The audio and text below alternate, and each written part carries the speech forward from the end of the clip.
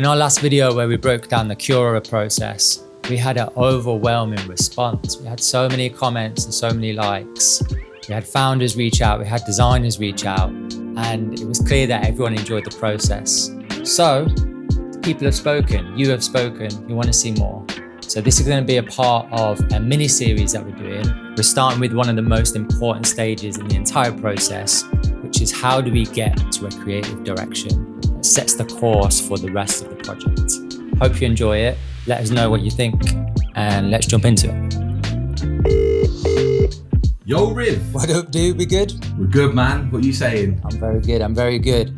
I've just done a bit of an intro to this new series that we're doing. Ooh. I know we said we'll do some recording, so are you about? I'm about. Cool. Let me get at my laptop and we can hook up and I'll run you through it. I'd love to hear it, man. See you soon. See you in a sec. Peace. Based off of our last video, we wanted to go a level deeper, as I said. So this is all about how we define a creative direction for a project. It's where all projects start, and there is a bit of a challenge around that. Essentially, once we know the strategy, so we know what makes them different, what is our uniqueness, how do we want to be presented, and we've explored that through stakeholder workshops, questionnaires, and how do we decide what the brand should actually feel like? That leap from words and conversations through to something that is visual and tangible, and has a feeling associated with it. And clients ask a few questions, and these are some questions that can come up kind of during the sale and working together, pre-engagement. How can we trust you can capture our vision is such a big question, isn't it, man? How do you take this sort of articulation of words and translate it into something that is in the client's head and they don't know it's in there? It's such a challenge for us, isn't it? But that's the job. Absolutely, yeah. That's where we move into the territories phase. It actually sets me up nicely. What you've just said then is what they're really asking is, if we hand over something that's really important to us, our brand and how we present ourselves going forwards, how do we know you won't misunderstand it? And it's a crucial kind of concern that I imagine is always at the back of the mind of the client. A bit of a framework then, there's a few kind of questions that we're asking when it gets to the creative direction.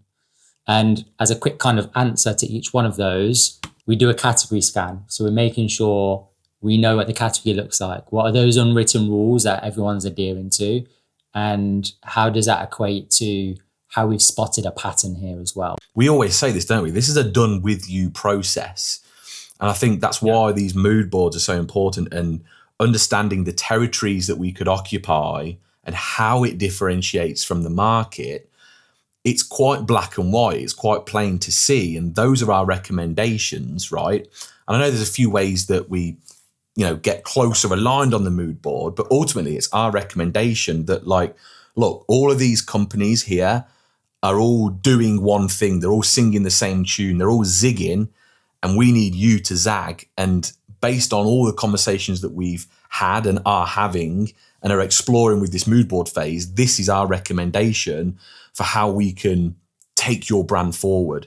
And usually once we sort of present that as a territory and it's something that they can go, okay, I'd love us to explore this avenue a bit more, that's where we just get to do our best work. And there is really no convincing, is there? No, I think there's a couple of things here. It's how we approach projects. We are stood shoulder to shoulder, looking at the problem and challenge, not face to face, trying to convince a client like, no, we're right and you're wrong.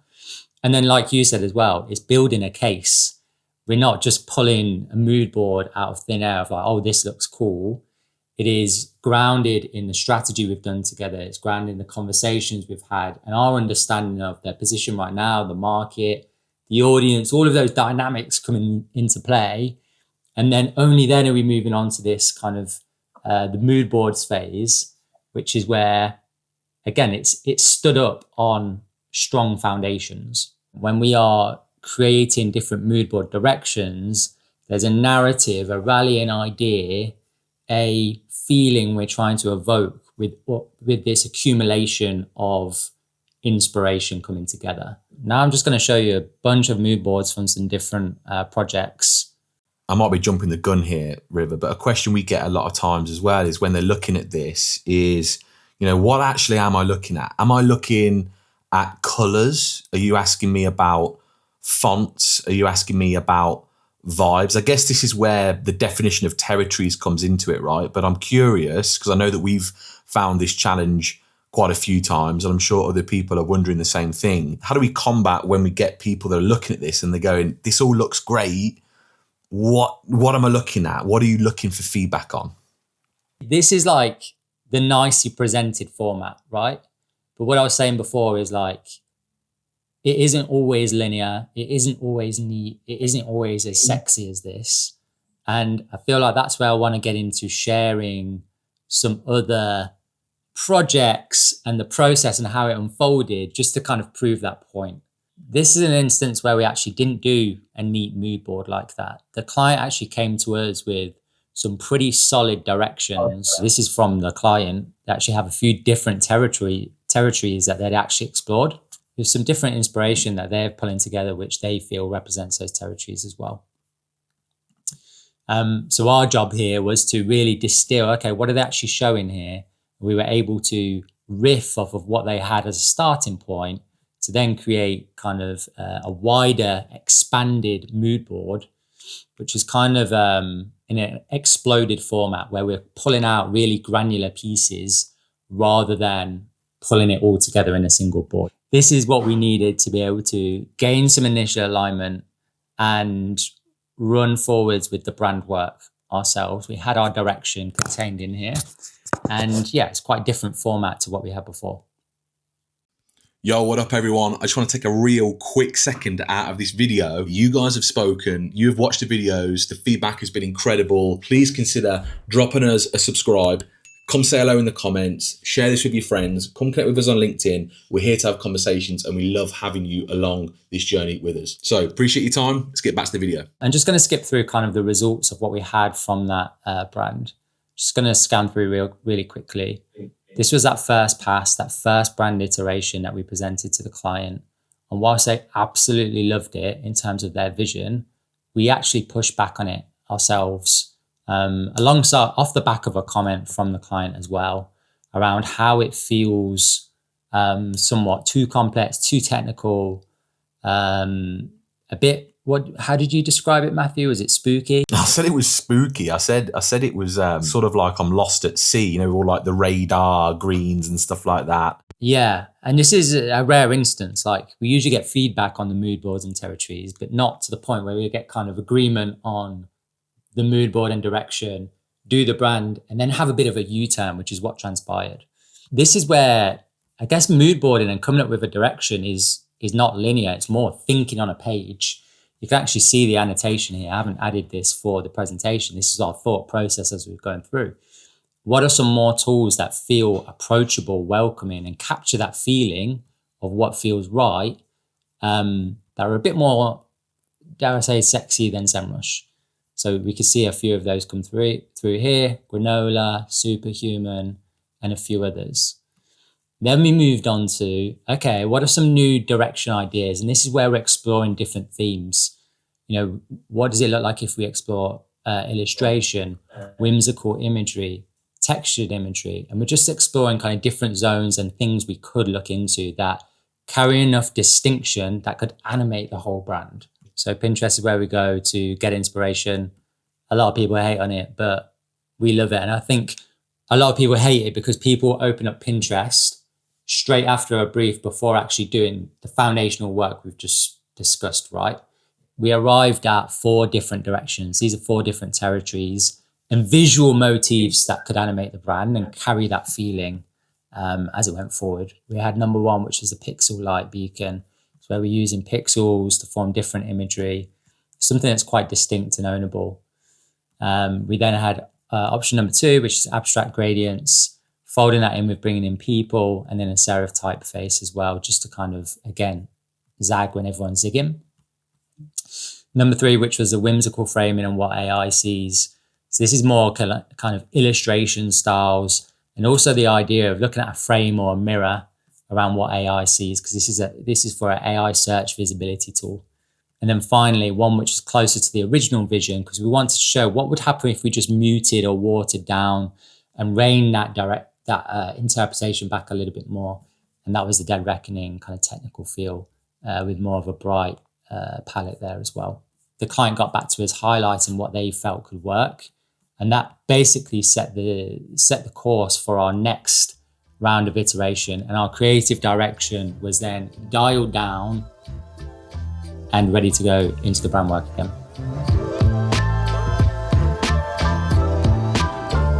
We're out here. It's a sunny Friday in Devon. We're here with Kate from KW Marketing. We're having a conversation this morning. What a lovely day to be in a dark room. Let's do it. When you think about branding, it's like you say, the most important part to it is the foundations. Mm-hmm. And that's where you guys like excel at what you do. You are on the forefront of what you're doing. Like, you are changing up what design is. And I think for me, that's what really stood out when I first met you. It was, these guys really understand what's in my head, number one, which is I don't even understand that. Yeah. But also, two, how to then articulate that. And that then goes back into that. Exactly. And with something like design, right, it can be so subjective. And how you translate words, ideas, frankly, if you're outside of that world, you've got it in your head, you know it's in there somewhere. How on earth do you articulate that? How do you explain that? How do you get that out of your head? That's our job. Yeah. If you're creating anything without any sort of strategy, metrics, goals, you're creating pretty pictures, and I'm not in the business of pretty pictures, to be honest. I'm here to transform businesses. That's my business, is transformational change. Yeah. And sometimes people come to us looking to tick a box, and we tell them we ain't the agency for you. Drop the mic. He smashed it. Did he? You smashed it. Agency diaries. Kate. Your brain wants to go to a pizza shop, doesn't it? But then obviously it pulls it back with some of the subtle bits that you do. I really like it. I think it's really cool. Yeah. I think the logo is great. Do you? Yeah, no, that's really good. Yeah, we're playing with a couple of them. I think on the website as well, obviously when we start to bring in the actual work and the portfolio, obviously that will pull away a bit more from the pizza and make it a bit more distinct. But that's going to be the challenge that we'll have, is making sure that this comes across in the right way. When you're looking at this brand in isolation like this, that's where your head goes to. It's going to be our job is to make, when people come to the website, they need to know straight away what they're looking at. All right, so Riv, there's no denying that the people absolutely went crazy for the Cura project. That obviously was an incredibly fun project for us. One of the biggest things that people asked about that was mood boarding, or at least the direction specifically for that project. So I'm curious, have you got anything that you can show for, how we actually came up with the concept that we ended up on? Obviously, I know that there was a little bit of revision as we went through from that initial mood boarding. But yeah, I'm wondering if there's anything there that you can talk us through.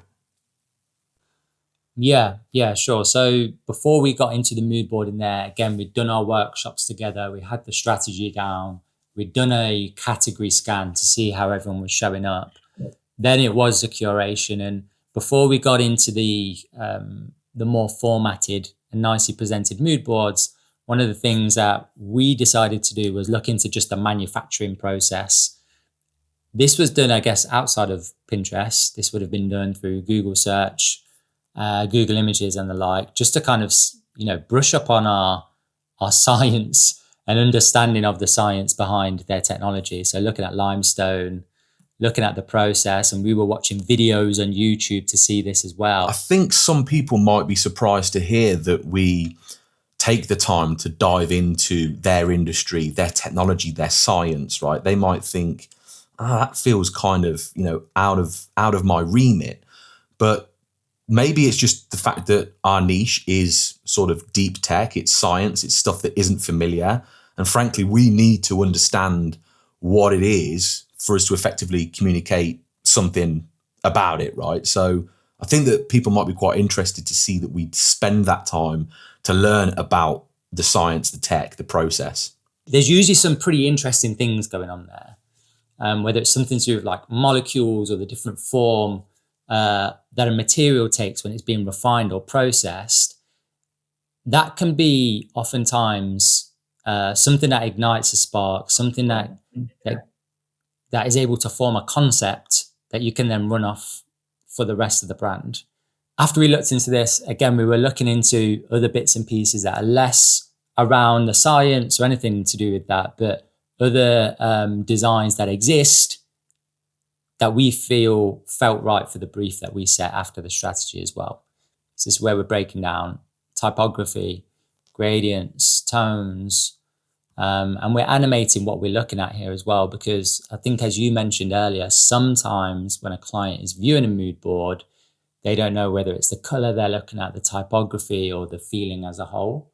So we begin to annotate this so we are referencing what we're looking at here as well. Do you think there's ever any use case to desaturate all of this, rip out all of the color, and ask clients to comment on it sort of irrespective of color? Do you think that they often get hung up on color? Yeah, and it's something we've done a little bit before, but something we either want to do more of or should do in the right instances. And I feel like that's a layer after the mood board. So if we treat this top as curation, this is where we're getting lots of possible things that could work for the brand, and we're doing our research. We then distill it down into different directions for these mood boards. Now, what I'm saying is, if they are to get hung up on this or to be unsure around what they're looking at in a certain image, then we add this kind of extra phase, if you will, where we break these down. We do desaturate the images to get rid of the color, and we begin to categorize these, kind of almost going backwards to what we had here, where we're saying this is what we're thinking for color, this is what we're thinking for the logo, this is what we're thinking behind the gradients and use of gradients as it comes through. So yeah, I think there's definitely a case where we break those down, and we have done that before as well. In terms of how we present mood boards, this is typically what we'd present. There are 3 mood boards. Sometimes we do 2. And again, these are different territories. You'll notice that there are descriptors and almost like a bit of a story behind it that's at the top. We then usually have a few descriptive words at the top that kind of are tags or categories of things that we looked at when we were coming up with the mood board. And then we have the mood board name here as well. So this one was inspired by the electrochemical process. And that's where we're using we've got the use of nodes, we've got the use of lines forming patterns, and we're really leaning into the technical and precision aspects of what it is that Cura does. And then we had mood board number 2 and mood board number 3 here. And we commonly pitch these, we'll either send them ahead of time so they can get their thoughts together first, and then we get on a call to actually pitch them. If we're sending them ahead of time, we'll always do this with a Loom video where we can actually show them and talk to them around how we got to this final endpoint, and then call out some of those details that are in the mood board as well, just to make sure that it lands correctly. It was a pretty done deal between 2 mood boards. They are pretty close. Sometimes we go like a mild, medium, and spicy. These are all pretty similar in terms of look and feel, but different takes and different visual metaphors that we use to create each one. So we actually wound up striking a balance between mood board 1 and mood board 3, which is not uncommon as well, to kind of merge ideas or take something from one mood board and bring it into another as well. After this point, we're ready to get into the design phase. So this is where we have approval, we have our creative direction, we have the strategy, and we know who this is for. This is when there might be an extra layer of internal gathering, maybe leaning into some more of these and seeing how else we could present them, or indeed pen to paper, or jumping into Figma and starting to actually create, starting with a logo or a color palette. It might vary what our entry point is when we start the brand work itself. So earlier you alluded to another project where we asked the client to create their own mood board. This is something that we've recently tried to roll out. We've had some good success with it as well. I'm wondering if you could just briefly talk us through that process.